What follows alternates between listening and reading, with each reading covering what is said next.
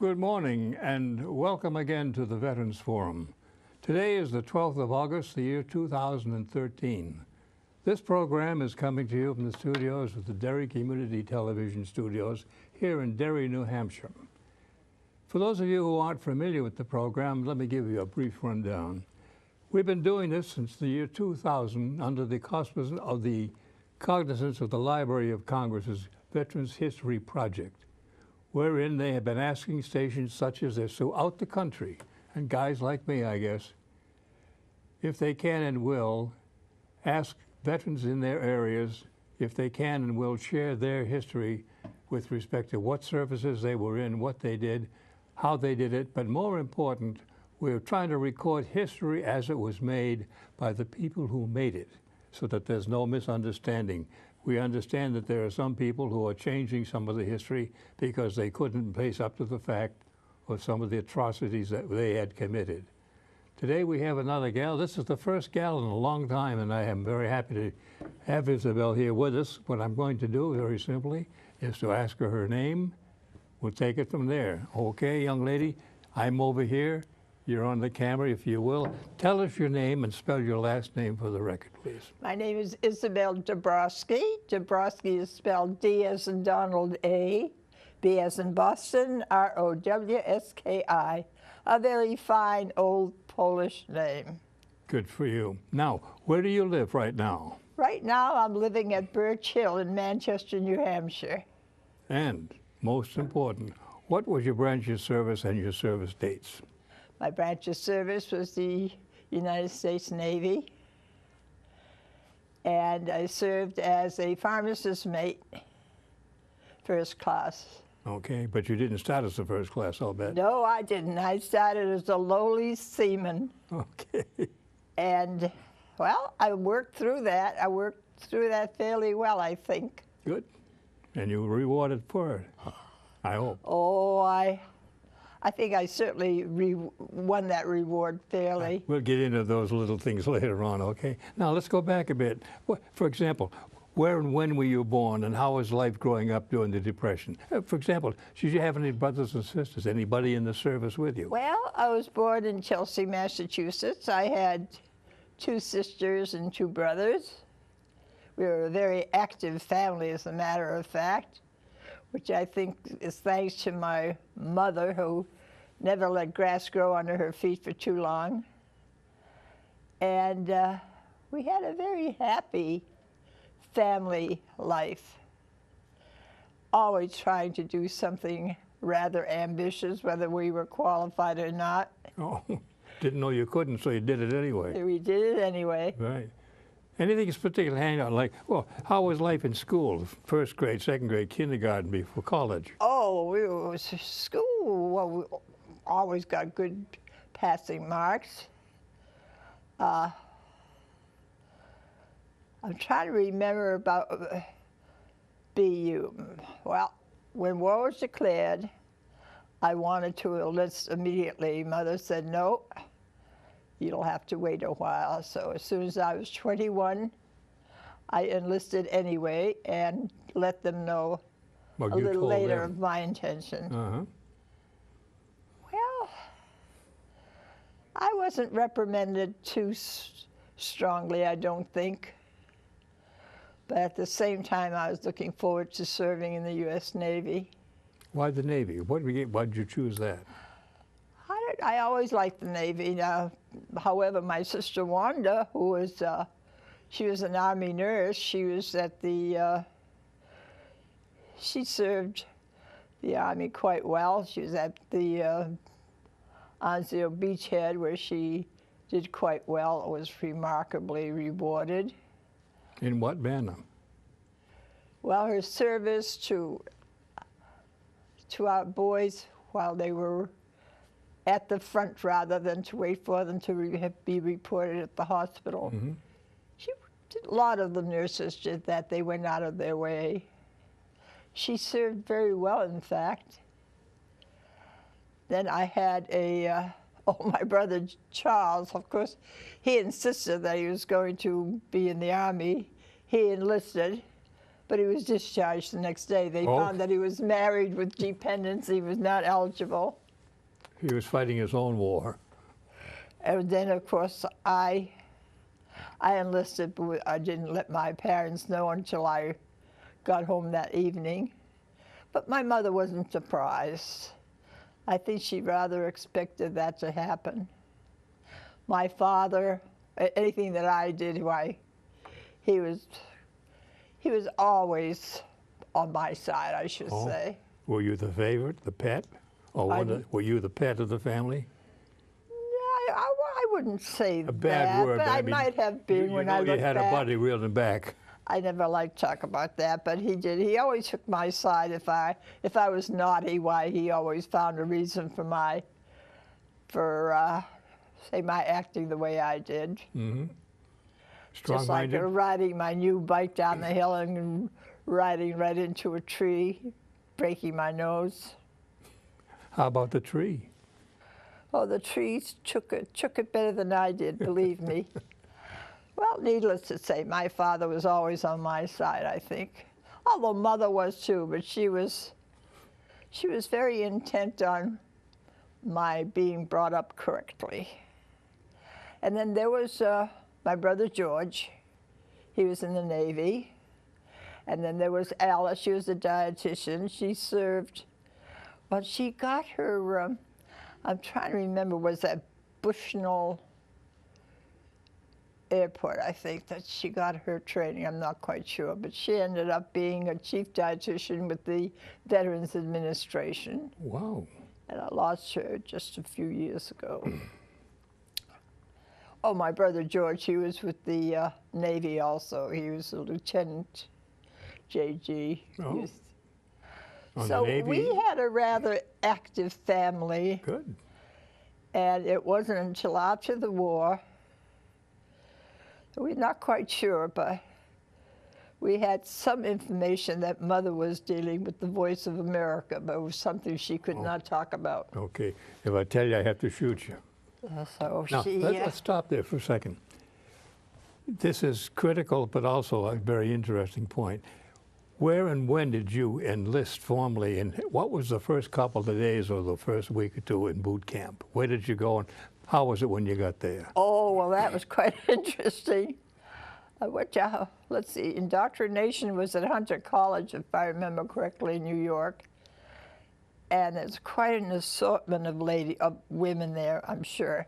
I remember being at the water fountain one evening, being very thirsty, and all of a sudden a big voice said, "Let me by." And it was a great big gal who enlisted in the Marine Corps. She was so big, she was so positive that I certainly let her go ahead of me. Didn't argue. But it was a time of good learning for me, I think. Because I learned how to take... Interrupting, was that gal a Marine instructor, the DI for your people? Or how come she was there? Well, they were there for the same reason that we were there, being indoctrinated. Oh. I guess that's the word I'd want to use. I started to say something, and I forgot what it was. You're talking about a drink of water, and she barged out of the way. Oh, I certainly let her go ahead of me, because she was bigger than I was. And I didn't want to stoop to any, well, it wasn't as serious as that anyway. Okay. Well, from there... Well, how was the transition from civilian life to the regiment at the early days and so forth? What did you do to be kept busy? How did you act and react? Oh, well, we were kept busy at Hunter College. I mean, we had calisthenics every day. We had lectures, and it prepared us for our future tours of duty, I would say. Now, how did you decide what you wanted to do? Well, when I enlisted, I told them that I wanted, let me see, that my only intention was to help the service people who were hurt, who were in hospitals. Mm-hmm. Little did I know that they were just crying for people to work in the hospital corps. But I did quite well in that. Now, where did you get your special training there?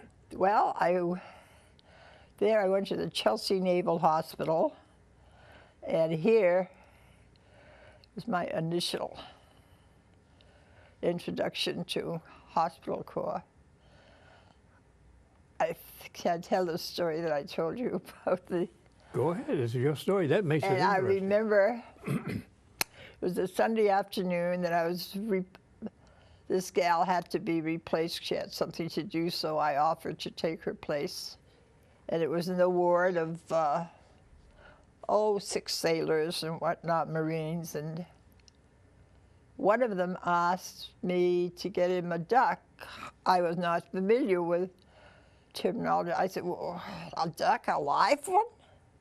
Little did I know that that was another word for urinal. But now you know. And I was so embarrassed by that. You learn a lot being in the service.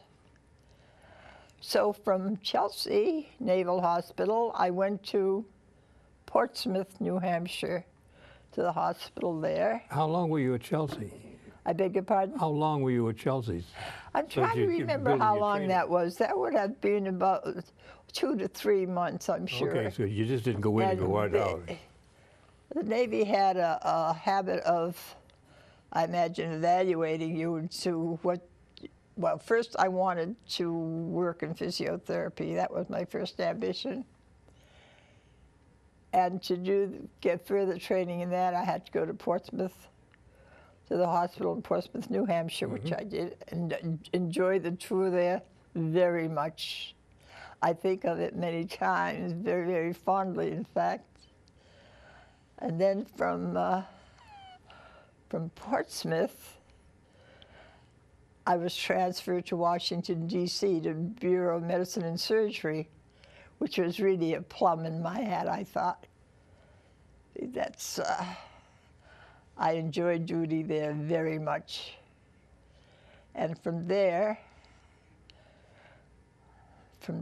I was lucky enough to be chosen to be in the first contingent for waves to go abroad, and that would have been to Hawaii.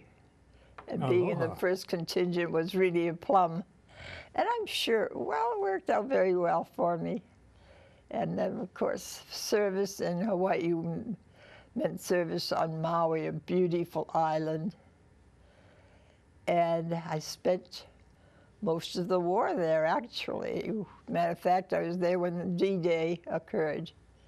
I've never forgotten that celebration. Oh, then Maui. I'd like to go back a little bit, where you've had 4 different stations, trying to find out, well, you started off, as you said, seaman first class, up through and including first class pharmacist mate. I want to get an idea how long it took you to go advance from grade to grade and what you felt about doing it. You know, I'm trying to remember. It didn't take me too long, because I wasn't a seaman very long. Okay. 3rd class. That was the lowest part of the ladder. Let me see. I went to Chelsea, and then went in Portsmouth, New Hampshire. That's when I learned I was promoted to. Okay, but what I was trying to figure out is what was the training that advanced you as you went from place to place to place? Well, I did have training in anatomy, which was very important in the field of physiotherapy, physiology, and that sort of thing. Okay. And we were taught by very, very, shall I say, learned. Okay, was it on-the-job training when you were working with wounded guys and gals, or just all guys? So what was your interplay? Oh, there would be just the wounded. There weren't any gals involved in the healing process. Okay. And now when I was transferred to Hawaii, I was in charge of the physiotherapy department. I helped to set it up with the, you always higher than a chief. What is between the chief and the ensign? Warrant officer? Warrant officer. Ah, we had one. I haven't thought of him for a long time, but he helped me a lot in setting up the physiotherapy department, because I certainly didn't know everything that I should. But I did quite well. It was. Okay, how many people were reporting to you? I beg your pardon? How many people were on your staff? Let me see. There was a young man from Maine, Daigle was his name. And then there was Fortin. He was already established. There were 2 boys from Maine. Well, we all worked together. They didn't work for me. Okay, but somebody had to pull the strings. And then Dr. Belair, of course, was our real big chief. Okay. It was very, very touching after that battle that the 4th Marine Division went through and they came to Maui for recuperation. That is where we really worked hard in physiotherapy. Oh, that was what, Iwo? Yeah, pardon? That was Iwo Jima? Iwo Jima. And physiotherapy consisted of bringing all these broken bones to a point where they'd be working again as they did at one time. It was very, very a painful procedure, but a very lucrative one, I'd say. Very trying too, I bet. Oh, and it wasn't easy trying to do your best because you know how you were hurting them, but it was a hurt that you had to dispense. But it was very wonderful. They had a lot of interesting stories to tell. Do you have some? I beg your pardon? Do you have some of those interesting stories like to share with us? Yeah. Like, for instance, there was one story that I've never forgotten. And the Marines of the 4th Marine Division, they were in a position where they could attack the enemy and with positive results. But they noticed that the Japanese would send children with bombs, and our Marines being what they were, they didn't shoot the kids. They didn't want to shoot a child. There are a lot of interesting stories to be told, but there were stories that made you real, real proud of the Marine Corps. There were many hurts that they went through, but they lived through them.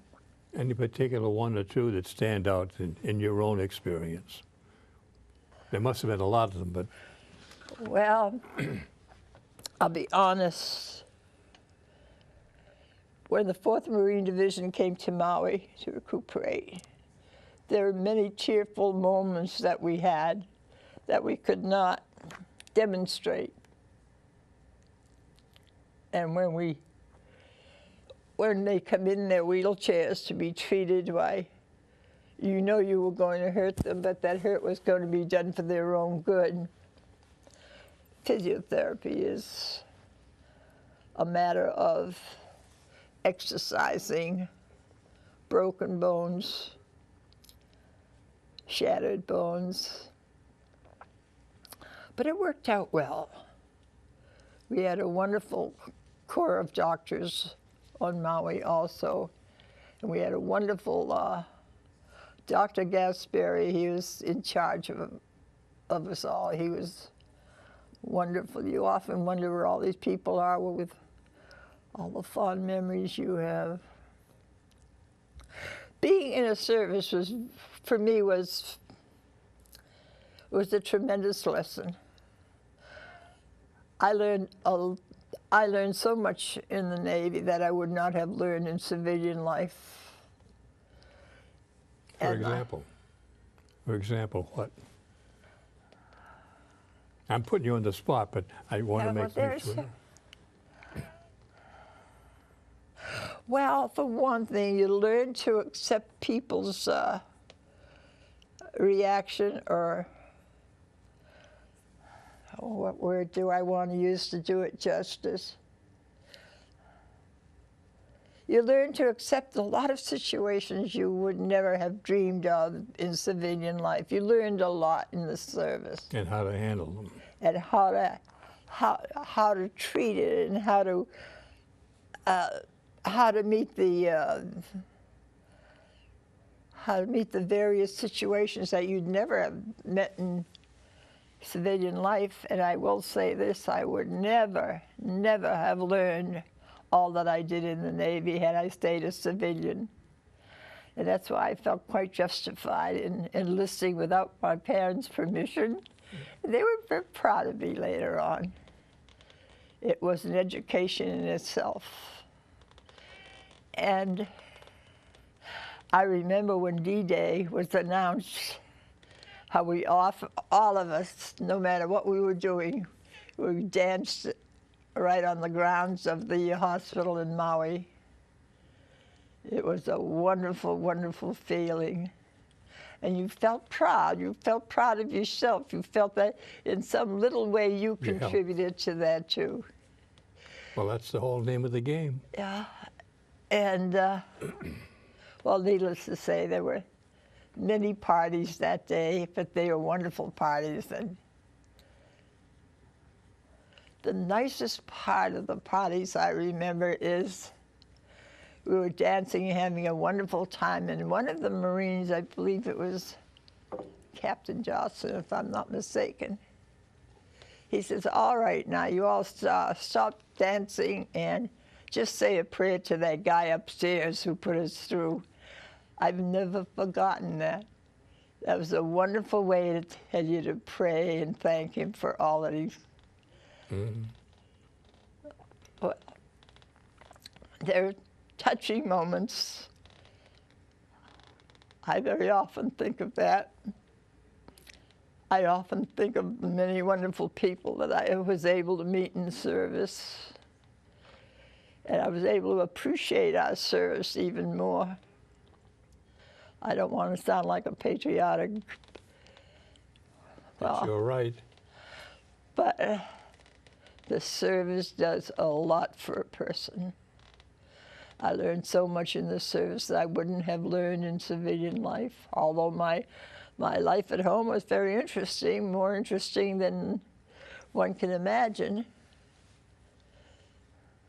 But I think our family did a pretty good job of serving our country. They all come back? Yes. That's the best part. Wanda was at the Anjo, and she was lucky enough so that she missed being severely injured, but the doctor who was with her wasn't. But she, my father didn't know what to do. He had no family to come to during the war because we were all gone. He was such a good sport. You never did anything wrong so far as my father was concerned. He always gave you credit for whatever you tried to do in life. You see, I haven't done this for a long time, Bob, and I'm really feeling quite... Emotional? Yes. Let's change gears a little bit. When you're all done at Hawaii and started at home, how was your... Oh, that was something. We came to Boston, and then we were going to the West Coast. You've got 4,000 miles. How did you get there? That's what I'm trying to remember. Plane, but I know bus, we had boat? to go to the West Coast by train, and I was in charge of our contingent. Well, I think Utah would have been the next stop or something. And I don't know how my group got all, I hate to say this, constipated. And I did not have...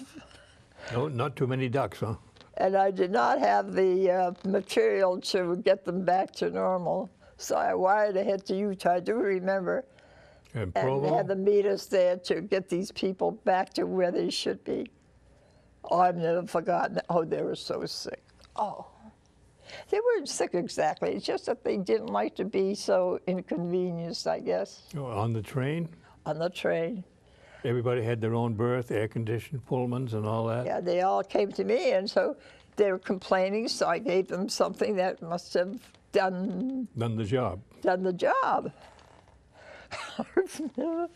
And then we got to, oh, I'm trying to remember, I should remember the name of that park where we were discharged formally. We're in Boston? Or in California? This is in California.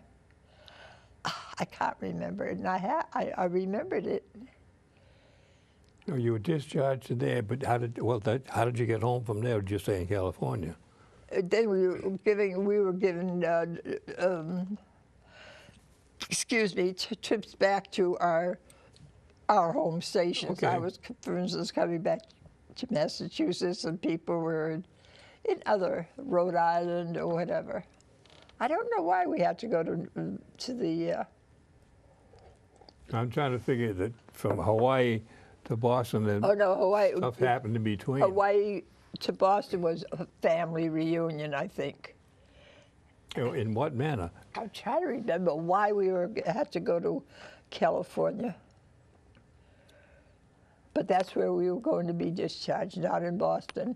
That's strange. I'm trying to remember why. I should. I really don't. I could probably think of it Okay, later. no strain. And how was your return? How were you welcomed back into the States? Big parties or no parties? You just kind of walk in, we're home. Well, there were many reunions, believe me. There was one friend of mine especially.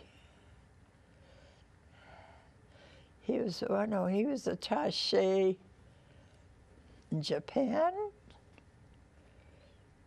but he came home quite ill. We didn't realize how sick he was until he passed away. But I don't want to talk about that. It was just too. It's your show. But coming back to civilian life, well, there were a lot of changes in your lifestyle.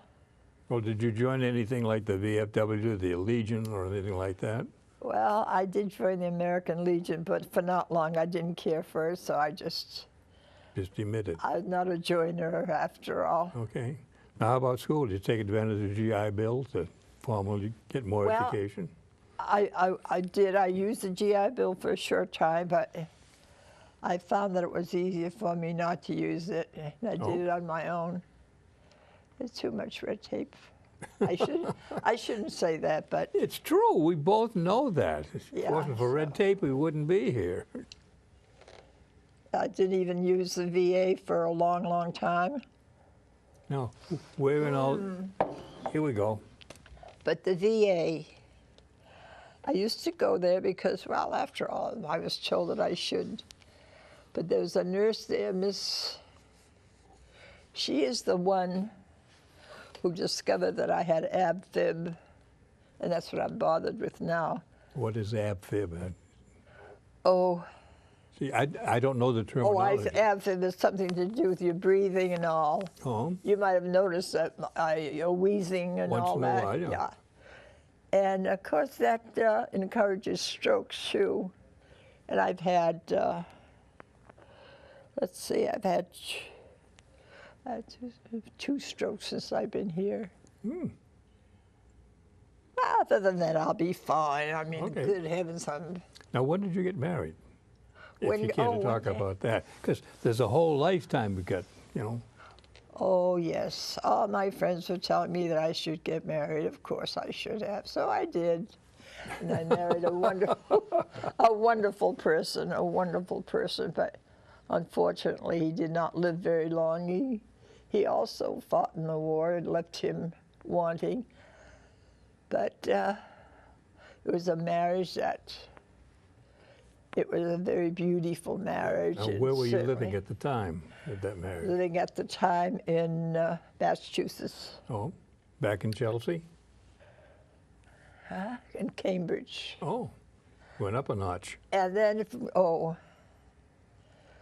after my husband died, I went to live in St. Croix.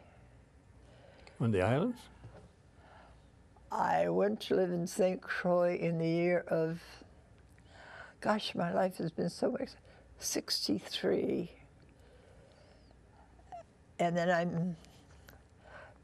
married someone in St. Croix, which is nice enough, but evidently I should have been more. But we were divorced in, I believe it was 85 or something, but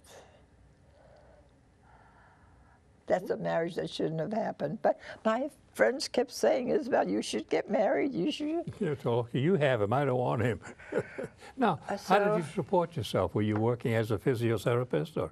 I'm being No, nosy, as a matter of fact, you know, when I went to St. Croix, I went into banking, and I was the, let's see, I think I made assistant treasurer there or something of the sort, something with a title.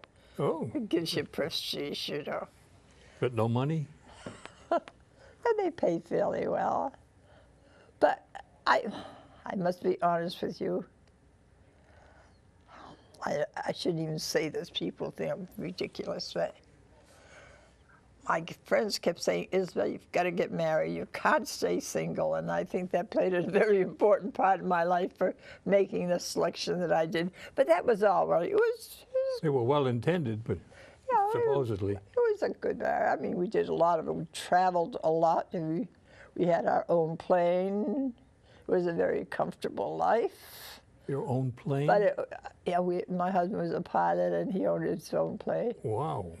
And so we saw quite a bit of the world. We were treated like, well, you know how owners are always treated. The bottle of champagne and free travel. We did carpet. that. Oh yeah. But evidently, I don't know. Okay, it's your secret. Something that I don't think is nice to talk about anyway. Okay. Skip it. Now. I don't want to say it because it would be, I'll tell you secretly, but I wouldn't want to say it publicly. Okay, well, I'll turn my mic off later. Okay, now, but since then, what have you been doing? How have you been keeping going? What's been life after that? When you came back to the States? I came back to the States. I had my divorce in St. Croix. I came to New Hampshire. My mother and sister were living here at the time. Mother was quite ill, and it wasn't fair for me to stay in St. Croix because there was too much of it for Alice to handle. She was, after all, working at the VA as a chief dietitian, doing very well. But I thought it would be a good idea to come home anyway. What did you do when you got here? What kind of work, if you did? Oh, well, I'll never forget coming to... Remember, living in St. Croix was different than, say, living here in the States. In St. Croix, if I walked along the street and the ladies in the window, she says, I don't like your hair that way today. People were very friendly. They were wonderful. But here, when I asked directions, I didn't know Manchester too well. I didn't find the people as friendly. Outgoing or friendly? But they probably were, but in their own way, and I didn't realize it. And so here I am, still in Manchester. My sister passed away when we came to Birch Hill. Oh, Mother died, too, when she was 95. I came from, I don't know if I'm making any sense. I was in St. Croix. Alice was living with Mother here in Manchester. Mother was quite ill. And it wasn't very fair of me not to come home because Alice had the responsibility at the VA, and so I came home. And then it gave Alice the chance to do something she wanted to do, is travel the world, which she did. And then Mother got ill, and we lost her. And then I lost Alice here at Birch Hill in the year of '09. And I am there now. Off the record, I don't like it. I won't say that out loud. When coming down in the car, we talked about some of these things, but that's beside the point. I don't know if I made much sense. I was traveling from one subject to another, but... Oh, but you had a pretty broadening experience. You traveled a lot, you've seen a lot, I had a very interesting life, I must say. But I will say this for the service. I learned a lot in the service that I wouldn't have learned elsewhere. Were you able to apply that to your life afterwards, though? I think so. I think you do it almost automatically. Okay, but And I don't know. No, I will not quote that. That's not. okay. But I think that our country is, well, it's strong, but it could be stronger. Maybe it's because I don't want to get into politics. Okay, that's two of us, because I think we share the same, let's not talk about it, but that's another war we're losing. It really is. But you know, a lot of your life depends on how you've been brought up, how you have been taught, how to think, things that you don't really appreciate until you've gone through that. We were very lucky. We had wonderful parents. My mother and father, they came from Poland originally. My mother came here without the permission of the father, who insisted that she come back, and she was going to. But ironically enough, the First World War came and they couldn't. So, you know, they did a lot for the United States. Well, time passed, and my mother's desire to return to Poland was lost. Her heart got transferred here. And her father was not, well, he was not happy about it, but he had to accept it. But I found a copy of his will, and he evidently always kept her in his heart. Well, bound to. My mother was a fantastic person. My father was too. How we put up with her half the time, I don't know. He accepted so many things. I know that during the war, he said, I was lucky if I had dinner when I got home. He said, there'd be a note saying, heat this and heat that. But he accepted it. They were wonderful, wonderful parents. And, well, I had good brothers and sisters, too. Now, do you keep in touch with some of the people you were in the service with? Reunions Well, or whatever? Have, but you see, many years have passed. Oh, yeah. And many notations or many letters that I've gotten have told me that my dear friends have gone, that I'll no longer see them again. And then it made me realize that I'm getting old, too, that I'll be going through the same departure soon. Oh, yeah. We have that. There's no way out of it. And so many of my friends, well, most of them gone. There's only one, and she doesn't know me when I try to visit her. Do you make contact with her like that, though? By phone or email or whatever, to see her? I try to do it with a visit. Oh, that's better. A letter would not, but even the visit isn't sufficient. You can't relive the favorite things or favorite happenings in your life. You can't do it no matter how you try. You can't get a repeat performance, I'm trying to say. It's worse if you try to fake it. I'm talking too much. You brought back a lot of memories. Well, I hope to, but I don't want any bad memories. No. Oh, no. Let's try this as a summation. Based upon what you've seen and what you've done and what I've heard you say, was the service life positive or negative as to how you lived your life after that? Oh, no, I say service was definitely positive. There was nothing negative. I mean, certainly there were complaints, but they were never strong enough to,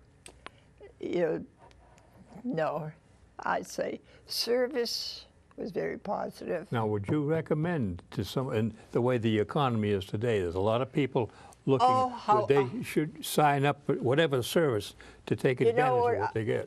If I was in some of these kids, I would enlist. They're getting an education they'll never acquire in civilian life. It teaches you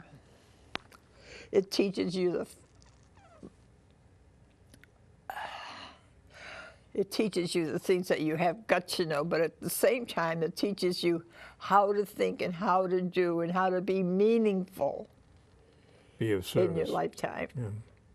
I mean, those are things that you either learn or you refuse to learn. If you refuse to learn, then stay out of it. Right. And I know that I've learned, well, I learned one thing, that I could never beat that big Marine that was trying to get a hold of the water fountain first. I said to this friend of mine from Connecticut, I said, imagine she pushed me out of the way. She said, Isabel, don't rock the boat. She says, Liz Hatch, I remember. What a big girl. Now, one question we talked about in the car, and it's a kind of a epilogue, but you said at one time you were thinking about maybe joining and be going to officers candidate school. Tell us about how that came about and didn't come about. Well, you know, I was discharged. That's another story, but I don't know whether I'll tell it or not. But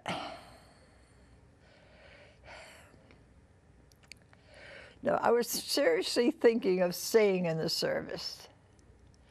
Because I felt, well, once you're commissioned, why, then commission comes easier. Mm-hmm. But then again, I wanted to become a civilian to where I could think for myself. And I think that played a more important part in my life than anything. And it shouldn't have. I would have been, well. You never know, but there's always that chance of something But then happening. again, if I had stayed in the service, I think I would have done quite well. But then, of course, that's my ego talking. No. Yeah. If you don't toot your own whistle, nobody else will. But You've always had that in back here someplace. What if? If, that big if. Yeah, the biggest word in life And is if. I was pharmacist mate first class, but they didn't put down destined to report to officers trainings. They didn't put that in because I was not qualified, because I was already discharged as a pharmacist mate first class. Yeah, that's a little ironic, isn't it? Well, I remember when I was being interviewed for about 3 or 4 months before that, I was asked would I like to be promoted to ensign or a chief, and all I could think of was the chief. That I said, not a chief, no way, because there was this chief who was awful to me. Well, you didn't have to emulate him. This is No, your but chance to I change. kept thinking of him because a chief after all. It's, You know, yes, ma'am. that's all right, because I belonged in the civilian life anyway. Okay. To that point, I thank you for your I service. talked and too for doing much, this. didn't I? I hope I made some sense. I don't think I We'll did. find out in 2 or 3 million years, okay? We'll see. Bob, did I make any You even sense? look good on the camera, so don't sweat it. Oh, If we do is it going another- to play it back first, do you think? No, we'll get you some. I'll get you a copy. You don't have to look at that. We'll take. Oh, I look horrible. Well, folks, we're going to have to wrap this up, I think. But for those of you who have watched the show, particularly you gals, we owe so much to the ways, the wax, the nurses that in some small way, it's my challenge to welcome you to come and share with us your experiences. You'll be well treated. The address will be in the back here should you be curious or want to do it. But in any event, think about it, okay? This is Bob Stevens saying thank you for watching. Hope it's been of interest to you, and stay healthy. Come and see us.